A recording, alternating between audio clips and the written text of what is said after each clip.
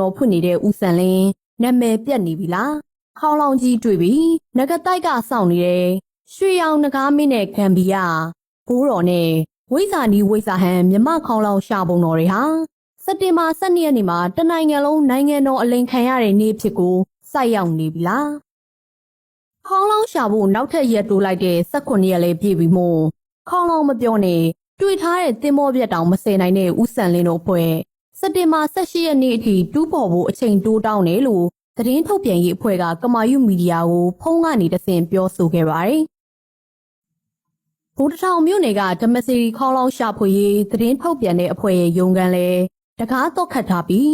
ဦးစံလင်းစီကနေဘာတစ်ခုမှသတင်းမရသေးလို့သတင်းထုတ်ပြန်ဖို့မရှိဘူးလို့ဦးနိုင်မင်းအောင်ကဖုန်းကနေတဆင့်ပြောဆိုပါတယ်။သတင်းထုတ်ပြန်ရေးအဖွဲ့တာဝန်ရှိသူဦးကြည်ဝင်းကတော့ဦးစံလင်းနီးတူဖုန်းပိတ်ထားပါတယ်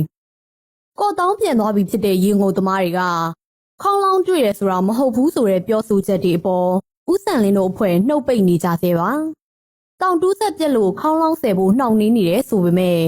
အခုလိုရက်ခဏခဏရွှေ့နေတာမကောင်းဘူး။တန်တရားတွေရှိလာစေတယ်လို့ကငင်းကုန်းကနေတာဂီတကန်တဖူတီခေါင်းလောင်းမြင်ရလို့မြင်ရညာလာကြည့်တဲ့ဦးသိန်းဦးကပြောပါတယ်။ခေါင်းလောင်းမတွေ့ပဲတင်းမောပြက်ပဲတွေ့ရဆိုရင်မပိုင်မဲလုပ်တယ်လို့သူယူဆပြီးအကောင်းဆုံးကပုပွင့်လင်းသတင်းထုတ်ပြန်စီခြင်းတယ်လို့ဆိုပါတယ်။တူနေတာကခေါင်းလောင်းကြီးဆိုပြီးတော့မှတ်ပြီးရှာပြီးတူနေကြတာ။တူနေကြတာခေါင်းလောင်းကြီးတွေလည်းနဲ့တင်းမောပြက်ကြီးတွေ့တယ်ဆိုတော့လေကိုယ်စိတ်ထဲမှာတော့မကောင်းဘူး။တင်းမောကြီးတွေ့တယ်တင်းမောကြီးဟောတင်ပြလိုက်ရင်ဒါကြည့်ရမြင်ရတဲ့လူတွေကိုလည်းတစ်ခုခုသာရုပ်လိမ့်နဲ့မလိမ့်နဲ့တော့ကိုယ်ခံမနိုင်ဘူး။အတူလုပ်ငန်းနဲ့တူကိုလုပ်ငန်းနဲ့ကိုဆိုတော့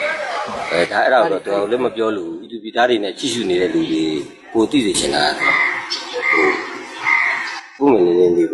ပေါ့ဘာလုပ်တယ်ဆိုရင်လုပ်တဲ့အခါဒီသင်္နာမြင်တာဒီသိစေချင်တာရေငုံသမားတွေကခေါင်းလောင်းမတွေ့ဘူးလို့သတင်းတွေထွက်နေပေမဲ့ဦးစံ